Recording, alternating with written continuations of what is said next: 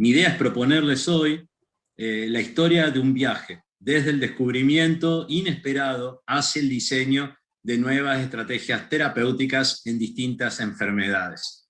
Es un dulce viaje, porque trata de una proteína que ama los azúcares, y es un viaje de a dos, como el tango, ¿no? Porque involucra a galactinas y glicanos, y es un viaje muy autóctono justamente, por eso puse estas fotos, que involucra a esta proteína que une azúcares y que se parece a nuestro dulce de leche y a nuestro tango. Bueno, básicamente voy a comenzar contándoles o resumiendo algunos de los eventos principales que organizan la respuesta inmune, que gobiernan la respuesta inmunológica. Posteriormente les voy a comentar algunos mecanismos básicos que tienen que ver con el paradigma que postulamos originalmente, que descubrimos, su aplicación a distintas especialidades, a distintos campos médicos, y las implicancias terapéuticas de estos hallazgos.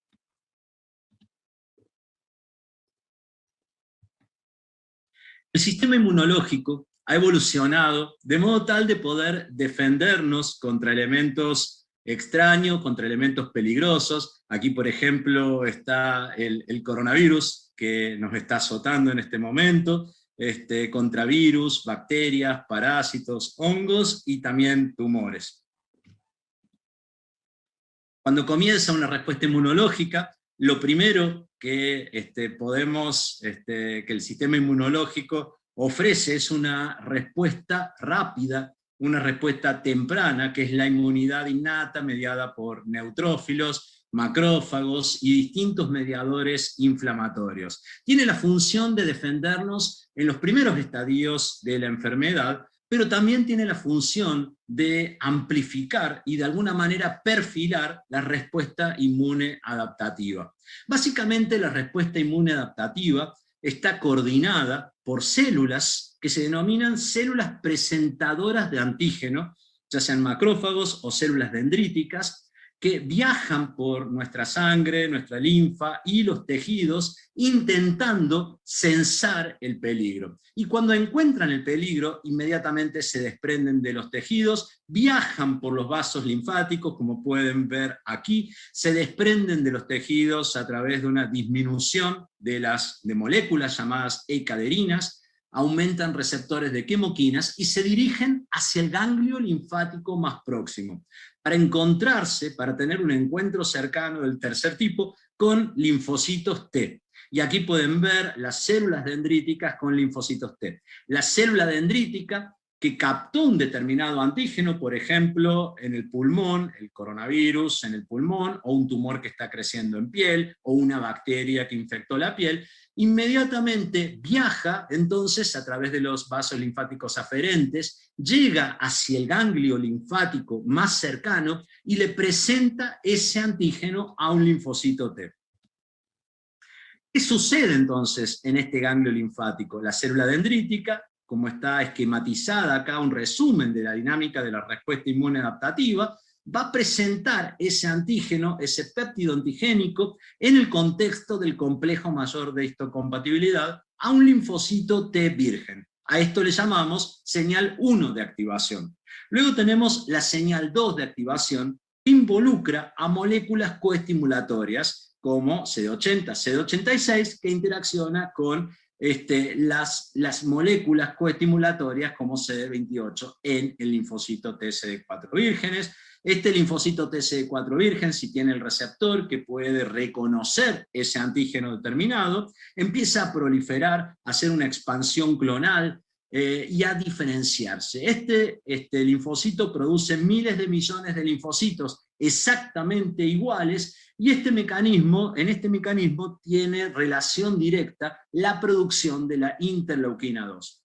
Estos linfocitos se van a diferenciar en distintas subpoblaciones, en distintos subtipos de linfocitos, de acuerdo al patógeno, de acuerdo al peligro contra el cual hay que reaccionar. Entonces, si necesitamos reaccionar frente a microorganismos intracelulares o virus, se va a diferenciar a un patrón TH1. Este patrón TH1 produce altos niveles de interferón gamma y es perfilado por la citoquina interleuquina 12.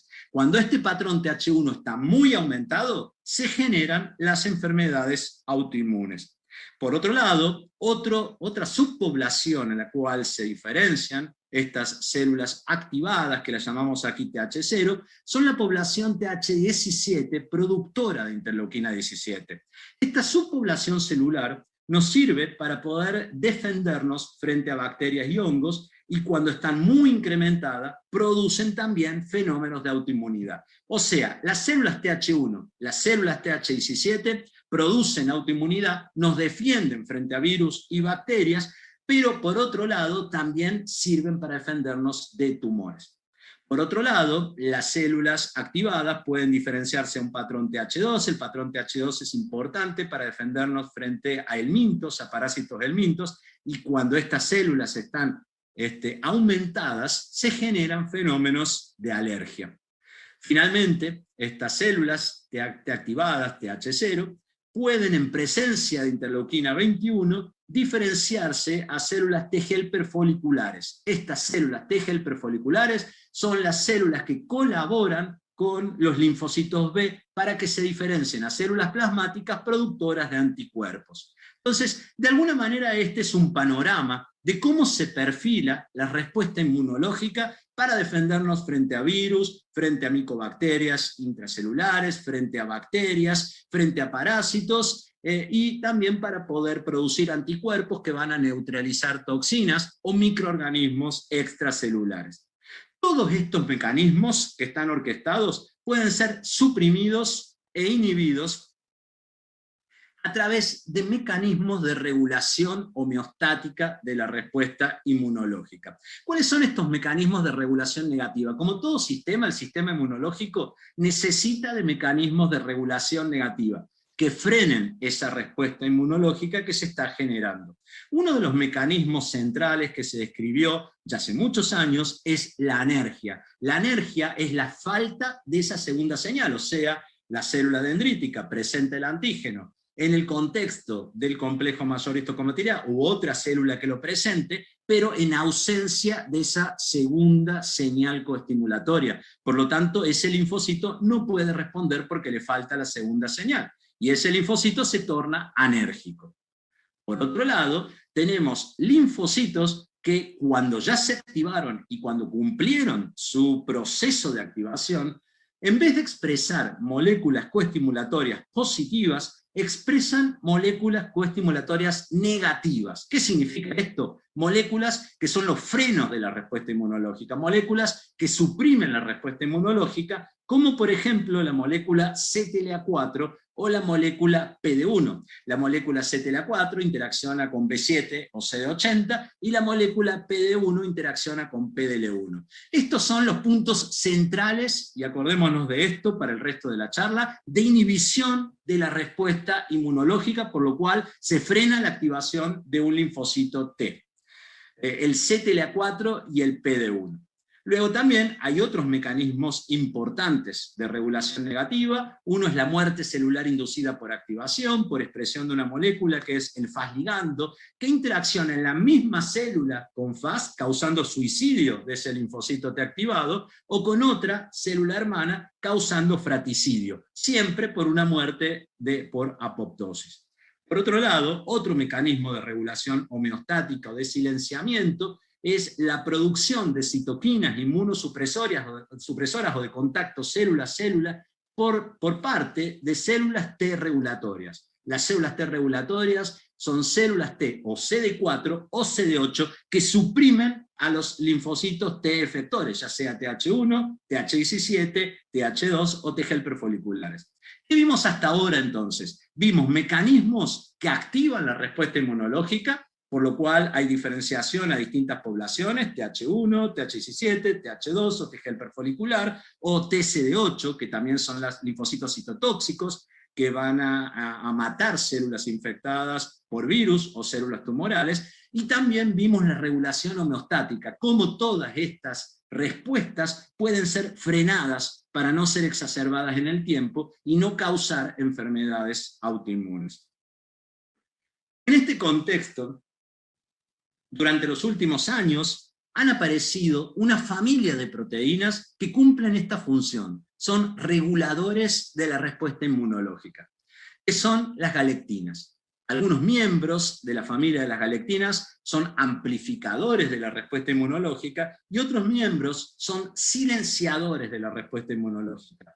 Hace muy poquitos años nosotros postulamos la hipótesis y la publicamos de que las galectinas se comportan como checkpoints regulatorios, en realidad como glicocheckpoints, porque ya vamos a ver que interaccionan con azúcares que vinculan fenómenos inmunológicos con fenómenos vasculares. Las galectinas se clasifican básicamente en tres familias: las galectinas prototipo, las galectinas tipo quimera y las galectinas tipo tándem. Las galectinas prototipo, por ejemplo la galectina 1, a la cual nos vamos a dedicar hoy, tiene un dominio de reconocimiento de carbohidrato que puede dimerizar. ¿Qué azúcares reconocen las galectinas en general y la galectina 1 en particular? Reconocen fundamentalmente un disacárido llamado N-acetil-lactosamina. Está compuesto por galactosa y N-acetilglucosamina unida por un enlace beta-1,4. ¿Dónde está este disacárido? Es muy ubicuo, está muy representado en N-glicanos complejos y en cordoglicanos. Recordemos que había dos tipos de glicosilación, las más importantes, ¿no es cierto?, que son la N-glicosilación y la O-glicosilación. Por lo tanto, este disacárido está presente en ambos terminales. Están muy conservadas a través de la evolución, desde hongos hasta humanos, en células humanas, y también hay motivos de tipo galectinas en plantas y en virus, o sea que están muy conservados a través de la evolución. En respuesta al estrés, las galectinas son liberadas a través de un mecanismo que es muy poco conocido y que es independiente del retículo endoplásmico y Golgi como otras proteínas. ¿Cómo actúan las galectinas? Las galectinas, distintos tipos o distintas familias, forman redes diferentes que traducen señales o de proliferación o de muerte y le indican a la célula qué tienen que hacer. Se liberan por parte de ciertos tipos celulares, por ejemplo tumores, y lo que hacen es actuar sobre células del sistema inmunológico o células endoteliales o fibroblastos, indicándoles a esas células si tienen que proliferar, si tienen que morir, si tienen que diferenciarse. De alguna manera, en esta figura, aquí abajo, vemos una galectina que está entrecruzando y ligando o haciendo de puente entre diferentes receptores decorados con azúcares y reemplazan a ligandos canónicos promoviendo segregación de receptores y promoviendo una traducción de señales que lleva a esta muerte celular o a esta proliferación de acuerdo al tipo de galectinas y a las circunstancias. En este contexto vamos a introducir en este momento entonces nuestro descubrimiento. Nuestro descubrimiento data de los años 1992 y 1993, utilizando en la época en que el nombre galectinas todavía no había sido acuñado, y utilizando un anticuerpo que reaccionaba contra glicoconjugados de la retina del pollo y contra lectinas de la retina del pollo, identificamos a galectina 1 en el sistema inmune. Esta proteína, galectina 1, tiene 14,5 kilodaltons, un peso molecular de 14 kilodaltons, y estaba expresada fundamentalmente en las células presentadoras de antígeno, ¿no es cierto?, en macrófagos inflamatorios y en células dendríticas. Demostramos, para poder hacerles una historia más larga corta, demostramos que galectina 1 tiene una actividad inhibitoria muy amplia sobre el sistema inmunológico, disminuyendo la activación de linfocitos T, disminuyendo la producción de citoquinas proinflamatorias y disminuyendo la sobrevida de linfocitos T, induciendo apoptosis de linfocitos T activados. Por otro lado, también tiene la capacidad de silenciar o desactivar las células presentadoras de antígeno, como células dendríticas y macrófagos. Esto lo publicamos en una serie de trabajos al final de la década de los 90.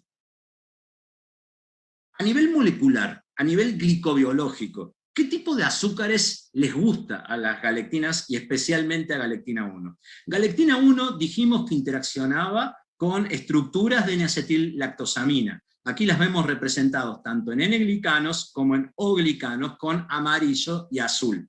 Entonces, estos terminales en amarillo y azul, galactosa, beta-1,4 en acetilglucosamina, son los que son reconocidos por galectina 1 en N-glicanos y en O-glicanos. Existe una enzima, una glicosiltransferasa clave, que me gustaría que se acuerden hasta el final de esta charla, que la llamamos MGAT5 o GNT5, que contribuye a la ramificación y a la exposición de estos terminales sacarídicos y que ayuda a que galectina 1 interaccione. Esto en N-glicanos. En O-glicanos hay otra enzima que también contribuye a lo mismo, a que se expongan estos terminales sacarídicos y a elongar estos core glicanos, que se llama C2GNT1. Entonces, cuando tenemos células que expresan mucho MGAT5 o mucho C2GNT1, significa que esas células tienen predisposición a generar más ligandos para galectina 1. Sin embargo, muchas células expresan altos niveles de este rombito que vemos acá en color fucsia, que es el ácido siálico en posición alfa-2,6. Esto impide la acción de galectina 1, o sea que células que expresan altos niveles de una glicosiltransferasa, de una enzima que es la ST6-GAL1, agrega ácido siálico en posición alfa-2,6 y esto impide la acción de galectina 1. Recordemos esto entonces. Células que tienen MGAT5 o C2GNT1 generan ligandos para galectina 1 puede asociarse, puede interaccionar y gatillar una función biológica, una función celular. En cambio, células que tienen altos niveles de ST6-GAL1 están protegidas de la acción de galectina 1. Bueno, teniendo en cuenta este paradigma, ¿no?, que galectina 1 interaccionaba con azúcares específicos, con N-acetil-lactosamina, en poblaciones, distintas poblaciones del sistema inmunológico, que eliminaba linfocitos T activados y que disminuía las citoquinas proinflamatorias a través de este mecanismo, decidimos explorar el rol de este eje galectina 1 glicano en la salud y en la enfermedad, en distintos campos de la biomedicina. Comencemos por la oncología.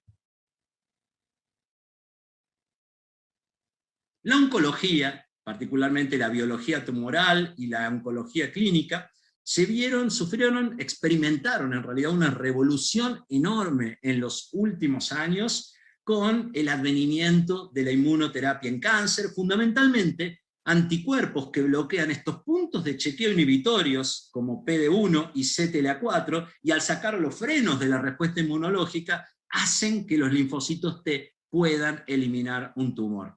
Los anticuerpos anti-PD1, como por ejemplo nivolumab, pembrolizumab, o anti-CTLA4 como ipilimumab, han logrado aumentar la sobrevida global de pacientes y la sobrevida libre de enfermedad en un amplio número de pacientes con diferentes tumores, melanoma, tumores de pulmón, riñón, cabeza y cuello, etc. Y ha generado una revolución enorme en los últimos años en el tratamiento. ¿Qué significa un punto de chequeo inhibitorio? Los puntos de chequeo inhibitorio, como los definimos, que son, por ejemplo, CTLA4 o PD1, están presentes en la interacción entre células dendríticas y células T, y también entre la interacción entre células tumorales que expresan PDL1 cuando contactan con células T que expresan PD1, suprimiendo la activación de estos linfocitos T, pero también modulan todo el resto del microambiente tumoral.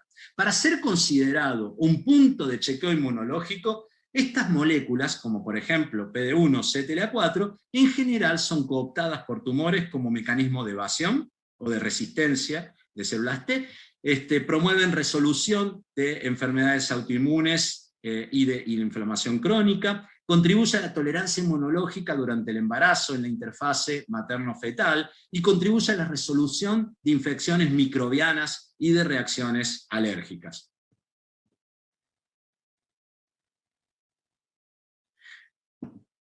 Galectina 1 se expresa en un gran número de tumores, y como dicen la mayoría, y como podemos encontrar en la mayoría de datos en general, de bancos de datos, como por ejemplo el TCGA, galectina 1, la expresión de galectina 1, se correlaciona con una pobre sobrevida de los pacientes. Lo podemos ver aquí en un gran número de pacientes, de tipos de tumores como el mesotelioma, el melanoma uveal, el pulmón, riñón, páncreas, vejiga y en la gran mayoría de los tumores. Esto nos hizo pensar que si galectina 1 modulaba negativamente la respuesta inmunológica, suprimía la producción de citoquinas proinflamatorias, inducía apoptosis de linfocitos T activados y además se expresaba tanto y su expresión se correlacionaba con una pobre sobrevida de los pacientes, pensamos que quizás galectina 1 podía ser un mecanismo de escape tumoral, o dicho de otro modo, podía ser un punto de chequeo inmunológico, un glicocheckpoint.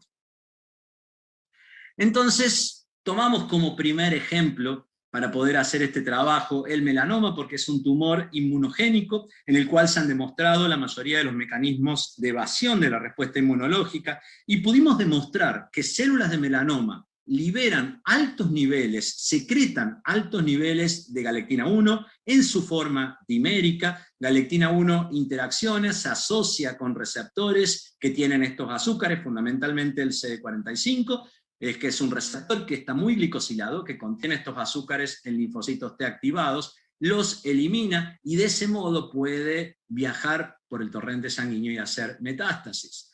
Básicamente vimos en un modelo de melanoma murino, el melanoma B16, que este es un tumor que expresa altos niveles de galectina 1. Cuando suprimimos galectina 1, en ese tumor en particular se suprime el crecimiento, y esto es revertido cuando eliminamos linfocitos T, CD4 o CD8. Pudimos ver que el bloqueo de galectina 1 en el microambiente tumoral resulta en un rechazo tumoral mediado por células CD4 y CD8, y algo muy interesante, que cuando silenciábamos galectina 1, inducíamos una respuesta TH1 y citotóxica antitumoral. Por lo tanto, los tumores evaden la respuesta inmune antitumoral a través de la secreción de galectina 1. Y esto nos puso enfrente la posibilidad de bloquear galectina 1 para poder lograr aumentar la respuesta inmune antitumoral. Luego de mostrar esto en melanoma, quisimos demostrarlo en un tumor hematológico, y es allí que colaboramos con la doctora Margaret Shipp del Dana-Farber Cancer Institute, y lo que pudimos observar es que galectina 1 se expresaba en altos niveles en las células de Rhys-Steinberg, que son las responsables, son las células protagonistas del linfoma Hodgkin, que la expresión de galectina 1 en células de Rhys-Steinberg estaba regulada y gobernada por el virus de Epstein-Barr, particularmente por los componentes LMP1 y LMP2 que interaccionaban con un enhancer dependiente del factor de transcripción AP1. Vimos que la expresión de galectina 1 en la célula de Rhys-Steinberg en el linfoma Hodgkin contribuía a este fenómeno de células inflamatorias que no pueden reaccionar contra el tumor, un infiltrado no productivo de tipo TH2, que es muy parecido a lo que veíamos en melanoma. Y finalmente que los niveles en pacientes con linfoma Hodgkin se correlacionaban con el escenario clínico de la enfermedad. Luego que demostramos esta hipótesis de galectina 1 en el escape tumoral en melanoma y en linfoma Hodgkin, diversos laboratorios en el mundo comenzaron a trabajar con galectina 1, ahora hay más de 600 trabajos publicados en el tema, nuestro laboratorio también aportó, y en diferentes tipos de tumores ya queda claro que galectina 1 activa programas de inmunoevasión. Pero quedaba por descubrir por qué galectina 1, por qué el bloqueo de galectina 1 particularmente generaba una respuesta de tipo interferón gamma, de tipo TH1, CD8, y nos preguntábamos si galectina 1 podía ser un inmunosupresor selectivo que de alguna manera inhiba o se asocie a poblaciones TH1 y CD8. Comenzamos un estudio con la doctora Marta Toscano para poder evaluar, una becaria en mi laboratorio que hizo su tesis doctoral, para poder evaluar el perfil de glicosilación de células TH1, células TH17, células TD8, de todas las subpoblaciones de linfocitos T. Y pudimos ver que galectina 1 se une y elimina particularmente la población TH1, la población CD8 y la población TH17. Estas poblaciones, recordemos, son fundamentales para poder eliminar un tumor, pero a su vez son las que causan fenómenos autoinmunes. Entonces, una vez que estudiamos estas poblaciones, vimos que las células TH1, CD8 y TH17 expresan todo el repertorio de azúcares que mencionamos anteriormente, ¿no es cierto? N-glicanos complejos, LAC-NAC, cordoglicanos, que son los azúcares correspondientes o específicos de galectina 1. O sea que galectina 1 elimina selectivamente estas poblaciones. Sin embargo, galectina 1 no se puede unir y no induce ninguna respuesta en poblaciones TH2 y en poblaciones regulatorias. No puede eliminar estas células por apoptosis. Cuando estudiamos la glicobiología de estas células, vimos que estaban cubiertas de ácido ciálico alfa-2 6. Recuerden lo que vimos anteriormente. El ácido ciálico alfa-2 6 protege a estas células de la acción de galectina 1. Publicamos este trabajo en el año 2007, y posteriormente decidimos explorar el rol de galectina 1 en estas primeras células que orquestan la respuesta inmunológica, que son las que se encuentran primero con el tumor o con los microbios, que son las células dendríticas.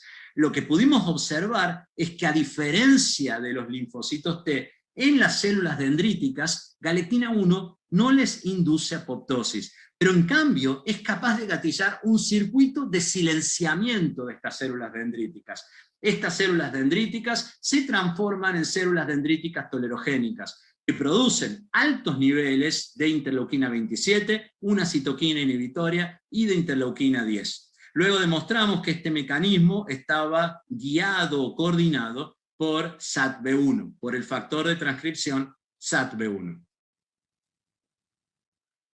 Bueno, una vez que demostramos entonces el efecto de galectina 1 sobre linfocitos TH1, TH17, CD8, y a su vez el efecto tolerogénico sobre células dendríticas, nos propusimos evaluar en un modelo de cáncer de mama metastásico cómo galectina 1, si además de favorecer el escape tumoral, favorecía la metástasis. Y les voy a contar, o les voy a resumir en esta diapositiva nada más lo que encontramos en este modelo de cáncer de mama.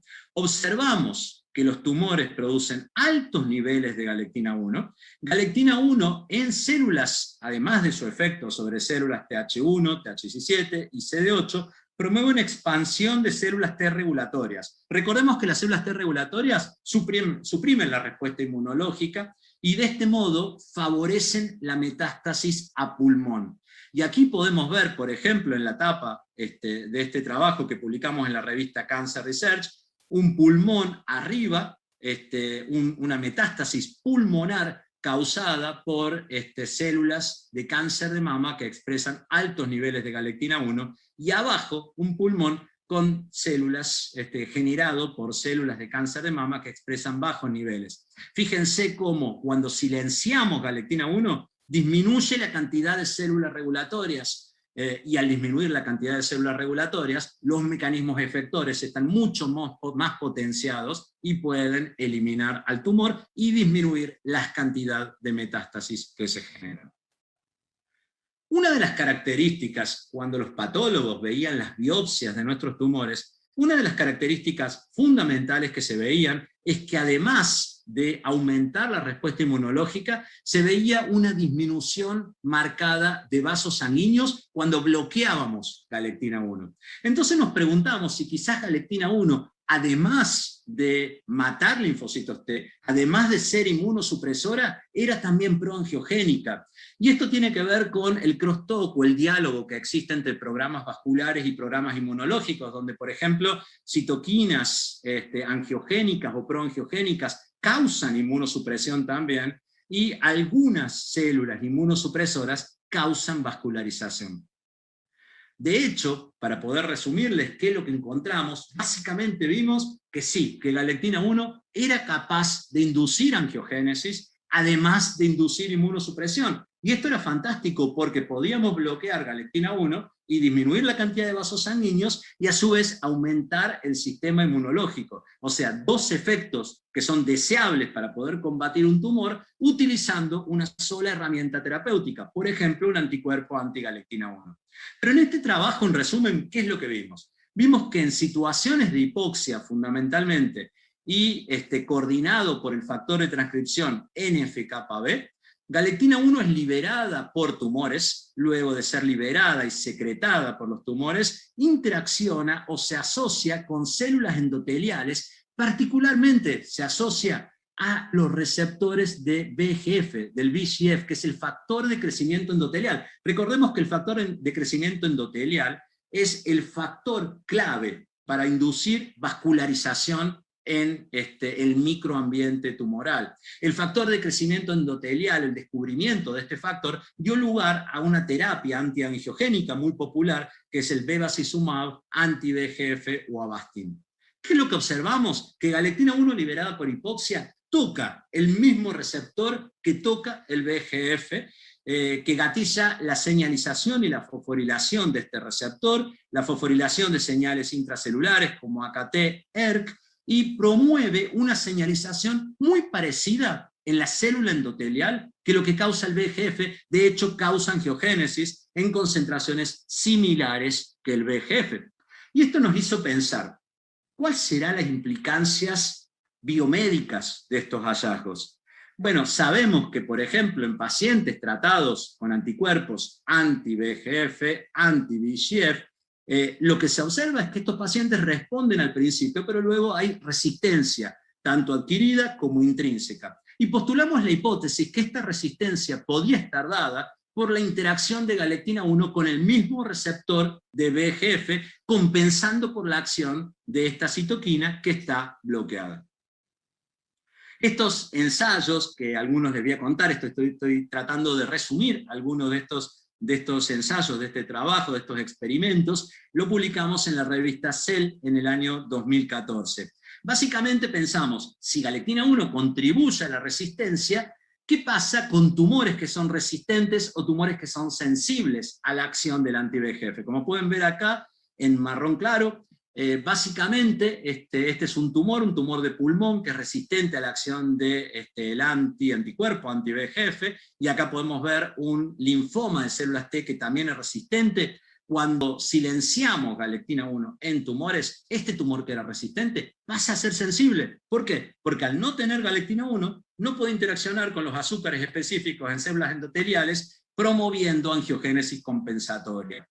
Y esto se hizo inclusive mucho más pronunciado en ratones que no tenían galectina 1. Esto nos hizo pensar que el bloqueo de galectina 1, además de eliminar la angiogénesis y de eliminar la inmunosupresión, era capaz de eliminar la resistencia a una terapia muy importante que es la terapia anti-VEGF. Entonces hicimos un experimento para ver qué pasaba del otro lado de la calle. En vez de bloquear galectina 1 en tumores, decidimos bloquear la formación de los ligandos de galectina 1 en ratones que no tenían la enzima, que eran knockout de MGAT5, por lo tanto no tenían N-glicanos, no tenían los ligandos de galectina 1 en células endoteliales. Y pasó exactamente lo mismo que cuando eliminamos galectina 1 en los tumores. Tumores que eran resistentes pasaron a ser sensibles al tratamiento anti-VEGF. Entonces dijimos, bueno, podemos hacernos la pregunta opuesta. ¿Qué pasaría en tumores que son sensibles a galectina 1? Tumores que son sensibles al anticuerpos anti-VEGF. En ese caso, células endoteliales de esos tumores habíamos visto que están cubiertas por un escudo de ácido ciálico que dijimos que protegía de la acción de galectina 1. Hicimos un experimento muy similar en ratones que carecían de la enzima ST6-Al1, o sea, que no tenían ácido ciálico alfa-2,6 en células endoteliales, pero que los tumores eran sensibles al anti-VEGF, como pueden observar aquí en la figura con el tumor B16, el melanoma B16. En este caso, cuando inoculamos estos tumores que eran originalmente sensibles, pero en ratones que no tenían ácido ciálico, o sea que galectina 1 podía interaccionar con el endotelio, bueno, básicamente estos tumores sensibles se comportaron como resistentes. Entonces, para poder resumir, tumores que son sensibles al tratamiento con anti-VEGF, las células endoteliales están cubiertas de ácido ciálico en posición alfa-2,6, galectina 1 no puede interaccionar y no compensa por la acción de secuestro del VEGF con anticuerpos anti-VEGF. En cambio, tumores que son refractarios al tratamiento con estos anticuerpos monoclonales anti-VEGF, están cubiertas sus células endoteliales con altos niveles de ligandos de galectina 1, especialmente N-acetilglucosamina, lactosamina, en N-glicanos complejos, y bajos niveles de ácido oxálico alfa-2, 6, lo cual hace que galectina 1 pueda interaccionar con el receptor de VEGF, traducir señales e inducir vascularización. Una vez demostrado esta hipótesis de que galectina 1 era inmunosupresora, era angiogénica, proangiogénica y contribuía a la resistencia al tratamiento anti-VEGF, decidimos tomar un tipo de tumores que son muy resistentes a la inmunoterapia, a ver si el bloqueo de galectina 1 los podría hacer sensibles a la inmunoterapia y estimular el sistema inmunológico y reducir la angiogénesis.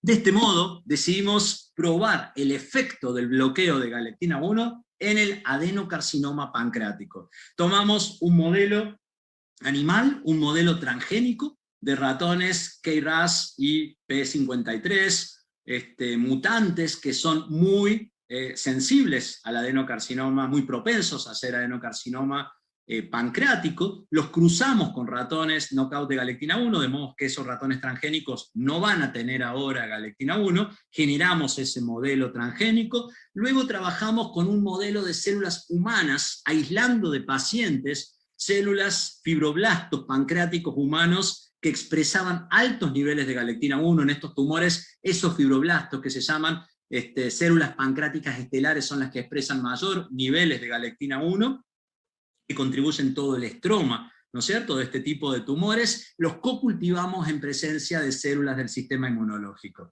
¿Y qué observamos? Que en ambos casos el bloqueo de galectina 1, tanto en el modelo animal como en los cocultivos humanos, disminuía la metástasis, fundamentalmente la metástasis a hígado y metástasis a pulmón, disminuía los fenómenos angiogénicos y aumentaba el reclutamiento de células CD4 y CD8 al parénquima y al microambiente tumoral del adenocarcinoma pancreático, aumentando la sensibilidad a que este estroma responda a la inmunoterapia. Este trabajo lo publicamos en el año 2018, lo hicimos en colaboración con la doctora Pilar Navarro del Hospital del Mar de Barcelona.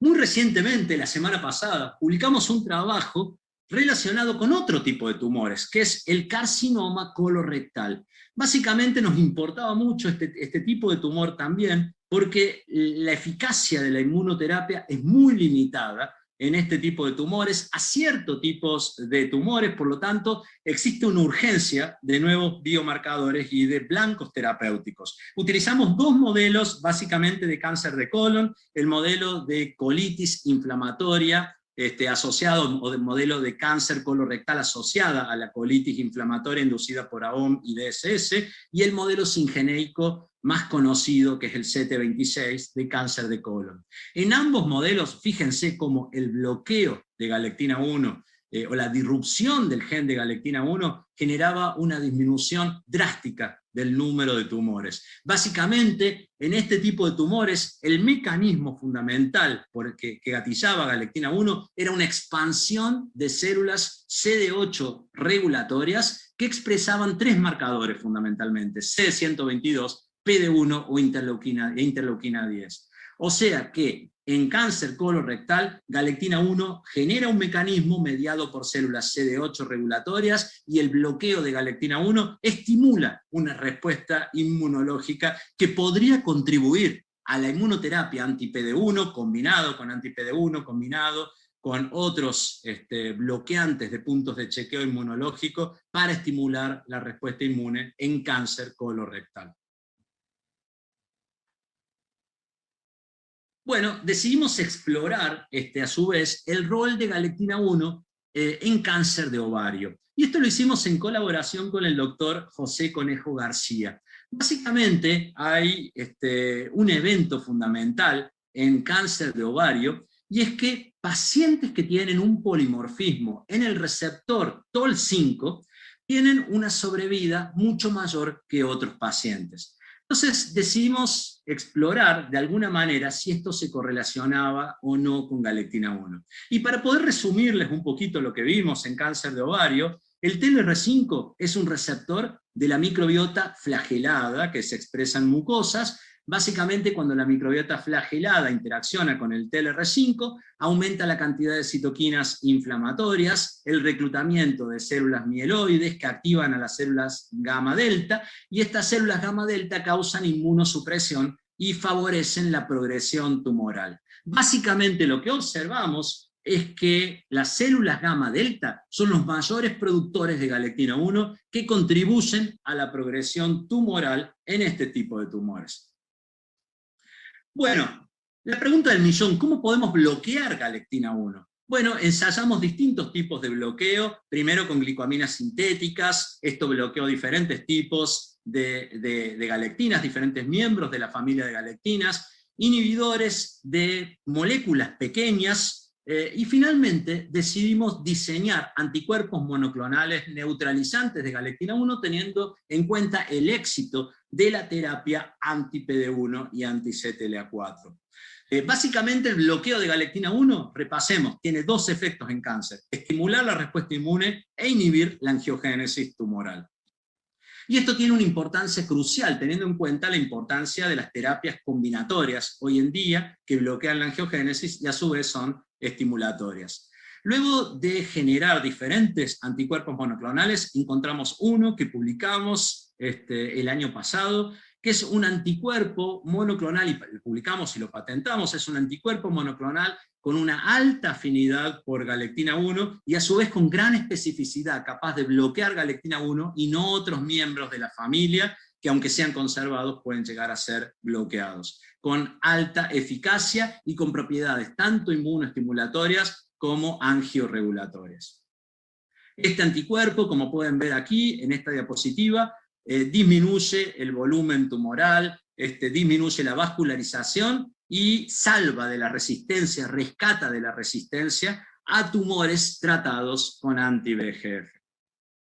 Entonces, galectina 1 en el microambiente tumoral es un punto de chequeo inmunológico que promueve escape tumoral, induce la muerte selectiva de células TH1, TH17 y CD8 a través de mecanismos dependientes de la glicosilación, puede generar células dendríticas tolerogénicas, inhibitorias, favorece la expansión de células T-Rex y las metástasis de células T regulatorias, promueve la polarización de macrófagos de tipo M2, vincula la hipoxia a la angiogénesis y activa el receptor de tipo 2, preservando la angiogénesis en aquellos tumores resistentes al anti-VEGF, y aquí vincula también la microbiota comensal a la inflamación promovida por tumores. O sea que el galectina 1 se comporta como un villano en el microambiente tumoral que promueve vascularización, inmunosupresión y resistencia a las terapias, con lo cual la necesidad de bloquearlas, por ejemplo, con el anticuerpo monoclonal neutralizante que generamos. Pero dijimos que el paradigma galectina 1 glicanos no solamente lo podíamos extrapolar a cáncer, sino también a fenómenos autoinmunes. Y aquí es donde toca distintos campos también de la medicina, como la neurología, en el caso nosotros estudiamos la esclerosis múltiple, la oftalmología con la uveitis, la gastroenterología con enfermedad de Crohn o colitis ulcerativa, la artritis reumatoidea, el síndrome de Sjögren y la esclerodermia o esclerosis sistémica. Básicamente vimos que los puntos de chequeo inmunológicos también son importantes para promover la resolución de enfermedades autoinmunes y de inflamaciones crónicas, y nos preguntamos si galectina 1 básicamente podía suprimir las enfermedades autoinmunes, lo opuesto a lo que vimos en cáncer. En cáncer el bloqueo de galectina 1 estimulaba una respuesta y era terapéutico. Aquí queríamos ver si la administración de galectina 1, la terapia con galectina 1, era crucial, y esto lo resumimos en este artículo que publicamos en el año 2018 en Trends in Molecular Medicine, que resume un poquito todo nuestro trabajo en autoinmunidad. Básicamente la administración de galectina 1 recombinante o la terapia genética con galectina 1 logró suprimir la inflamación y vías metabólicas en diferentes modelos de autoinmunidad, como artritis, esclerosis múltiple, uveitis, enfermedad inflamatoria intestinal, orquitis y diabetes. Y acá les voy a presentar solo algunos ejemplos. Fíjense este primer trabajo que publicamos en el año 1999 en Journal Experimental Medicine, cómo la terapia proteica o la terapia genética con galectina 1 logra suprimir en forma dramática la inflamación de las articulaciones en la artritis inducida por colágeno, que es un modelo experimental de artritis reumatoidea. Fíjense, una patita de un ratoncito con artritis, la cantidad de células inflamatorias que se encuentran aquí, y aquí el tratamiento con terapia génica con galectina 1 o con galectina 1 recombinante, la desaparición de este infiltrado inflamatorio. Recientemente también, y en trabajos previos, pudimos hacer una extrapolación clínica de estos hallazgos en el modelo experimental. Pudimos ver que en pacientes con artritis idiopática juvenil, y también ahora con artritis reumatoidea, hay una expresión disminuida en la sinovia artrítica de galectina 1 y un aumento de galectina 3, y cuando analizamos el plasma, esto muy recientemente, de pacientes, para poder ver la relevancia de la galectina 1 y la galectina 3 circulante, vimos que galectina 1 estaba muy aumentada en plasma en distintas cohortes de pacientes. Entonces, mientras en el tejido hay una disminución, lo cual es necesario administrar galectina 1, en sangre hay un aumento de galectina 1 que tiende a resolver esta enfermedad como un proceso resolutivo.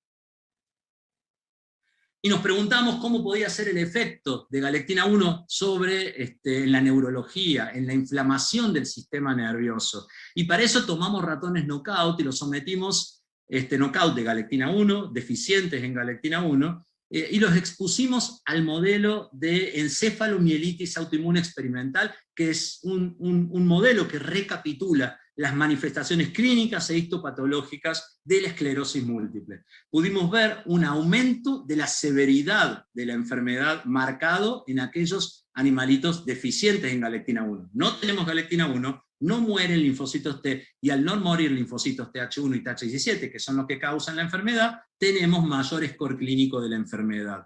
A su vez, cuando tratamos ratones wild type con galectina 1 recombinante, se suprime drásticamente la enfermedad, al igual que cuando tratamos en forma terapéutica con células dendríticas que fueron expuestas previamente a galectina 1. Fíjense cómo se suprime dramáticamente la enfermedad, porque estas dendríticas, como vimos anteriormente, se transforman en tolerogénicas, capaces de silenciar la enfermedad, lo cual se manifiesta también en una supresión de la inflamación en la médula espinal.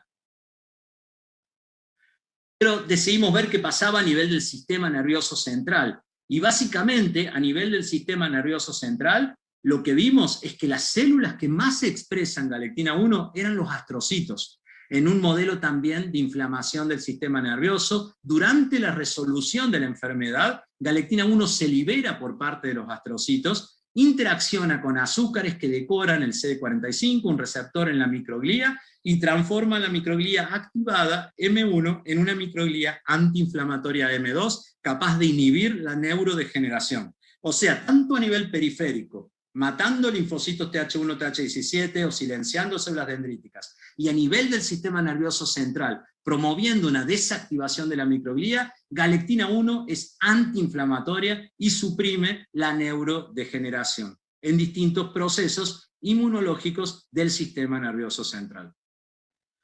Como vimos también en autoinmunidad, hay otras patologías importantes que no solo son las que vimos anteriormente, artritis reumatoidea o esclerosis múltiple, sino que también galectina 1 pudimos observar que suprime la autoinmunidad ocular en un modelo de uveitis autoinmune, como pueden observar en esta diapositiva, y que pacientes con uveitis autoinmune tienen un aumento de anticuerpos bloqueantes anti-galectina 1, que bloquean galectina 1 como mecanismo tolerogénico. A su vez, pensamos, si galectina 1 es supresora de las enfermedades autoinmunes, ¿qué pasa si dejamos envejecer a los animales? ¿Podrán los animales que van perdiendo su control de la respuesta inmunológica en ausencia de galectina 1 generar enfermedades autoinmunes espontáneas? Y nos encontramos con la sorpresa que había un fenotipo particular. Animales que envejecían a 1 año o 2 años de envejecimiento tenían fundamentalmente autoinmunidad en las glándulas salivales, particularmente algo muy parecido al síndrome de Sjögren. Y pudimos observar en pacientes justamente con síndrome de Sjögren una disminución marcada de la expresión de galectina 1 en estas glándulas, que se correlacionaba con un infiltrado CD8 que podía perjudicar y dañar esas glándulas. Bueno, pero no podemos hablar de enfermedades autoinmunes si no hablamos de la diabetes. Entonces, este trabajo no lo realizó nuestro laboratorio, sino lo realizó el grupo del doctor Perón y colaboradores en Pittsburgh. Demostraron hace algunos años que galectina 1 podía suprimir la diabetes autoinmune, la diabetes tipo 1. Y muy recientemente, esto lo publicamos la semana pasada, pudimos ver que galectina 1 impacta en la diabetes tipo 2, fundamentalmente en la homeostasis de la glucosa, modulando la liberación de insulina pancreática. Galectina 1, como pueden ver aquí en verde, se expresa afuera de los islotes beta, en otro tipo celular, fundamentalmente en células mesenquimales, y se asocia a células de los islotes pancreáticos y modula el contenido de insulina, y luego también modula la resistencia a la insulina. O sea que tiene un rol en la diabetes tipo 1 y en la diabetes tipo 2. Bueno, yendo a otro tipo de enfermedades autoinmunes, hace algunos años también demostramos que galectina 1 era capaz de suprimir la enfermedad inflamatoria intestinal. Aquí vemos un modelo inducido por el apteno TNBS con el tratamiento terapéutico con galectina 1, y más recientemente pudimos observar que en el tejido de pacientes, en el intestino de pacientes con enfermedad de Crohn y colitis ulcerosa, la galectina 1 que se expresaba predominantemente era galectina 1 y no otros tipos de galectinas. Este es un trabajo que está en prensa y que será publicado la semana próxima, o sea que es la primera vez que lo contamos, y básicamente lo que demostramos en este trabajo es que durante la inflamación intestinal, donde galectina 1 es tan importante, hay un semáforo que se prende y se apaga para causar o suprimir la inflamación. Y esto está regulado justamente por los ligandos de los linfocitos T que vimos previamente. Entonces, cuando transferimos en un modelo especial de transferencia adoptiva de estas células patogénicas, que son deficientes en los ligandos de galectina 1, esto causa una inflamación severa. En cambio, porque galectina 1 no se puede unir y no puede matar, no puede eliminar esos linfocitos T patogénicos. En contraste, cuando transferimos linfocitos que no tienen ácido siálico alfa 2,6, entonces galectina 1 sí los puede eliminar, y esto causa una enfermedad muy leve, a diferencia de los wild type o en comparación con los wild type.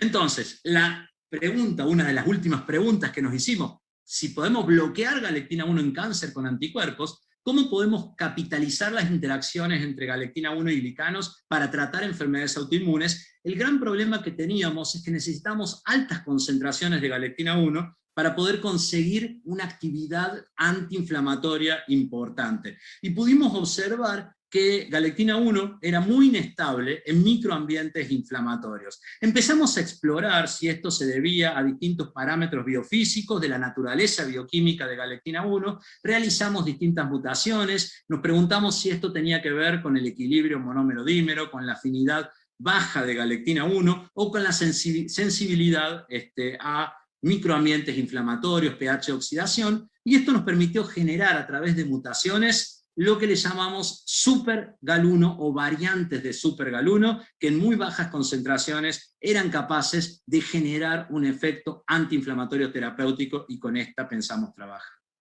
Bueno, básicamente también el eje galectina 1 glicanos podría ser extrapolable a reproducción, y observamos, vamos a ir un poquito más rápido, observamos que en la interfase materno-fetal y en respuesta a la progesterona, galectina 1 se libera y es capaz de generar un circuito inmunosupresor que frena la respuesta inmune materna contra el feto que está creciendo. De hecho, ratones deficientes en galectina 1, hembras deficientes en galectina 1, tienen mucho mayor cantidad de abortos, y esto es rescatado por la inyección de galectina 1 recombinante. Esto lo publicamos en Nature Medicine en el 2007, y más recientemente pudimos observar que pacientes que tienen abortos recurrentes espontáneos tienen menores niveles de galectina 1 y mayores niveles de anticuerpos anti-galectina 1 bloqueantes. También pudimos observar en reproducción extrapolar este eje a la endometriosis y también a la inmunopatología testicular.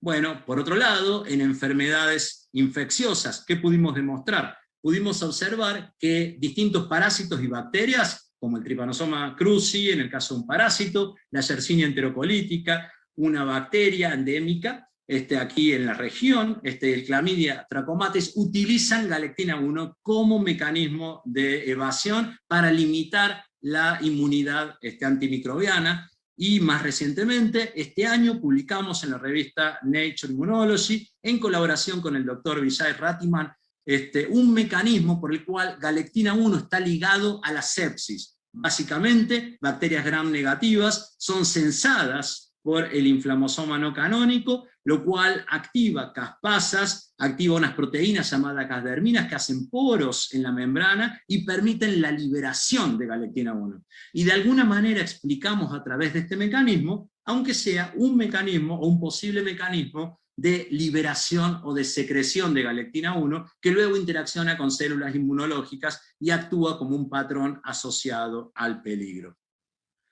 Bueno, finalmente galectina 1, no vamos a ahondar en esto, pero galectina 1 también tiene un efecto sobre alergia, regulando la eosinofilia y la respuesta alérgica en el sistema respiratorio. En cardiología también pudimos observar que controla la inflamación cardíaca en un modelo de infarto agudo de miocardio. Y también en malignidades o en patologías hematológicas, galectina 1 también cumple un rol importante. Finalmente, entonces, postulamos a galectina 1 como el dulce caso de Dr. Jekyll y Mr. Hyde. Galectina 1, para repasar, ¿qué hace? Promueve células dendríticas tolerogénicas, la silencia, promueve disfunción de células TH1, TH17 y CD8, favorece la regulación de células T, la diferenciación de células T regulatorias, polariza macrófagos hacia un perfil antiinflamatorio y vincula fenómenos de hipoxia y angiogénesis. Esto es bueno en algunos casos, o sea que allí se comporta como Dr. Jekyll, y en otros casos es malo. Entonces, en los casos en que estos efectos biológicos, estos mecanismos son buenos, son malos, por ejemplo, son los casos donde frustra la inmunidad antitumoral, promueve metástasis y favorece la infección parasitaria, y en los casos en los cuales galectina 1 se comporta como el héroe de la película, suprime la autoinmunidad, inhibe la neurodegeneración inducida por inflamación y controla la inflamación alérgica.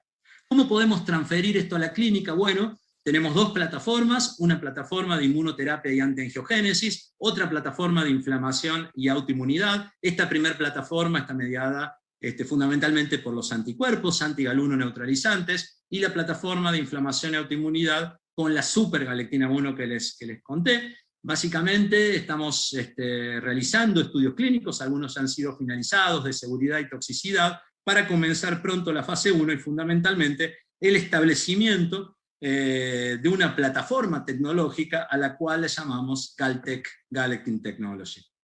Finalmente, quiero agradecerles a todos por su atención, y agradecerle a todos mis colaboradores actuales, a los miembros actuales de nuestro equipo, investigadores, becarios, técnicos, a miembros anteriores de nuestro equipo, que ya no están, a todo el equipo de tecnología Galtech, que en este momento está ayudándonos muchísimo a poder realizar este trabajo, fundamentalmente a la doctora Kiyomi Mitsutamari, y por otro lado a las agencias, tanto agencias nacionales como internacionales, que nos han ayudado a este trabajo. Bueno, muchísimas gracias por su atención. Doctor, muchísimas gracias nuevamente. Nos quedaron muy pocos minutos, entonces vamos a ir directamente con breves preguntas, ¿sí? ¿Qué rol desempeña la galectina 3 en la fibrosis miocárdica? ¿Puede utilizarse la galectina 3 como un predictor de enfermedad cardiovascular aterosclerótica? Bueno, muchas gracias por esta pregunta. En realidad, la galectina 3, a diferencia de la galectina 1, que como contamos en la charla es más antiinflamatoria y pro-resolutiva y resuelve la respuesta, la galectina 3 ha sido postulada como proinflamatoria, generando un rol importante en incrementar y amplificar la inflamación inducida también por interleuquina 6, interleuquina 1 y también profibrótica. Se ha postulado que la inhibición de galectina 3 con galactósidos particulares puede llegar a ser importante para suprimir la fibrosis, especialmente la fibrosis pulmonar y hepática, donde se hicieron trabajos, pero también podría ser la cardíaca. Y se ha postulado a galectina 3 como un biomarcador de enfermedad cardíaca. Esto está en discusión, muchos trabajos lo postulan como un marcador confiable y otros no, pero la verdad es que es la confluencia y el balance entre galectina 3 y galectina 1 lo que determina la inflamación al final de los tiempos, tanto en corazón como en otros órganos. Muchísimas gracias. Hemos visto que las galectinas cumplen funciones heterogéneas en diferentes sistemas. ¿Qué rol tienen las galectinas en la neurodegeneración y senescencia celular? Bueno, las galectinas, como dijimos, la galectina 1 y galectina 3 juegan un rol importante casi opuesto. Entonces, en la neurodegeneración, galectina 1 resuelve la neurodegeneración porque resuelve la activación de la microglía. Es liberada por astrocitos, resuelve la activación de la microglía y de este modo pasa a una microglía M2 que suprime la neurodegeneración. Por lo tanto, galectina 1 es antiinflamatoria. Por otro lado, un grupo de investigadores españoles descubrió que galectina 3, casi al mismo tiempo que nosotros hicimos el trabajo de galectina 1, ellos descubrieron que galectina 3 es proinflamatoria, o sea que amplifica la respuesta. Y es el balance entre galectina 1 y galectina 3. Por suerte tenemos inhibidores actualmente que inhiben en forma selectiva galectina 1 o galectina 3 o que permiten estimularlas en forma selectiva, de modo tal de que podemos tener fármacos en un futuro que hagan un targeting particular en distintos miembros de la familia de galectinas. Justamente esto nos lleva a la tercera y última pregunta, doctor. ¿La actividad de las galectinas puede ser modificada farmacológicamente? ¿Con qué fines? ¿Y veremos el uso clínico de estos agentes en esta década? Bueno, muchísimas gracias por esa pregunta. Como yo les comenté, en distintos tipos de patologías necesitamos distinta modulación de galectinas, pero están muy avanzados y son muy prometedores los fármacos que modulan la actividad de galectinas. De hecho, anticuerpos neutralizantes anti-galectina 1 se pueden utilizar o se podrían utilizar como inmunoterapia en cáncer y es lo que nosotros querríamos instaurar en un futuro próximo con esta formación de Galtec, de esta plataforma tecnológica. Por otro lado, también la modulación de galectina 3 tanto en cáncer como en inflamación. El bloqueo durante la fibrosis también es una realidad ya con fases clínicas instauradas. Por lo tanto, imaginamos un futuro tanto con glicomiméticos, con anticuerpos neutralizantes o con pequeñas moléculas que inhiban específicamente a galectinas para poder modular los distintos miembros de la familia y poder modular la respuesta inflamatoria, la inflamación crónica, la autoinmunidad, la fibrosis y el cáncer con distintos miembros de la familia. Muchísimas gracias, doctor. Ha sido usted muy amable. Le deseamos muy buenas noches. Muchísimas gracias a ustedes. Un placer.